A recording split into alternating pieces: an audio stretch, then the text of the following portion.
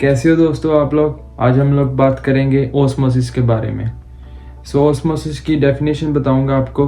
Osmosis होता है the movement of water molecules from a higher concentration to a lower concentration but through a semi permeable membrane. ऐसे definition को सुनकर तो आपको कुछ नहीं पता लगा होगा। आपको बताऊंगा कि जो वाटर के मॉलिक्यूल होते हैं हमारे सेल्स में, उनकी जो मूवमेंट होती है सेल के अंदर से सेल के बाहर तक, उसको कहते हैं ओस्मोसिस। लेकिन जो हमारा सेल होता है उसमें होता है एक सेल वॉल जो कि सिर्फ वाटर को अलाउ करती है अंदर या बाहर जाने से। अगर कोई और चीज़ें सेल के अंदर आएगी तो वो कहेगी नहीं तुम नहीं अंदर आ सकते।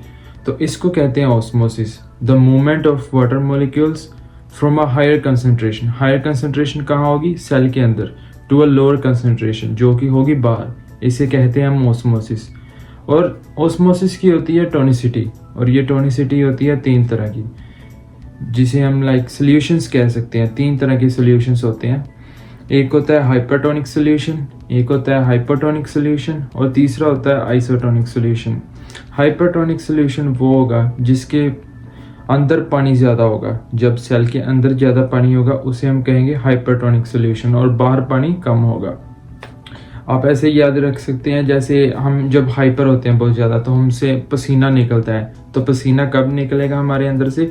जब हमारे अंदर पानी होगा और वो पानी बाहर आएगा पसीने की फॉर्म में, उसे हम कहते हैं हाइपरटोनिक सॉल्यूशन। दूसरा होता है हाइपोटोनिक सॉल्यूशन।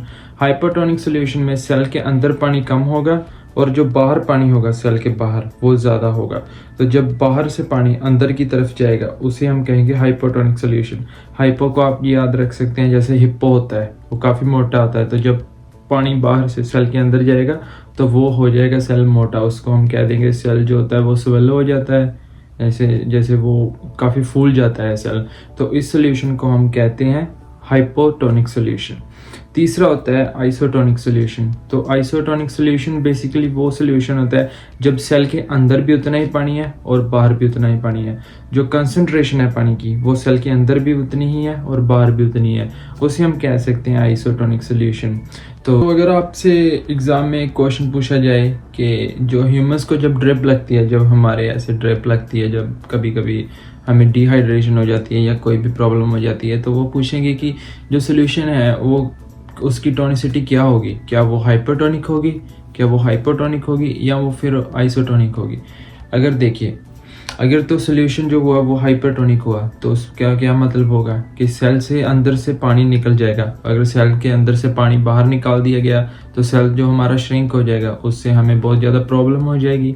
और अगर जो सेल की जो कंसंट्रेशन है वो हो गई हमारी हाइपोटोनिक, तो उससे क्या होगा कि सेल के अंदर पानी चला जाएगा जिससे सेल ब्रस्ट कर जाएंगे और इसके कारण ह्यूमंस की डेथ भी हो सकती है। तो ये भी नहीं हो सकता। तो जो टोनिसिटी होगी, कंसंट्रेशन होगी, वो होगी आइसोटोनिक। ना ही सेल के अंदर से पानी निकले और ना ही सेल के बाहर पानी जाए। जो कंसंट्रेशन है पानी की वो बराबर होगी।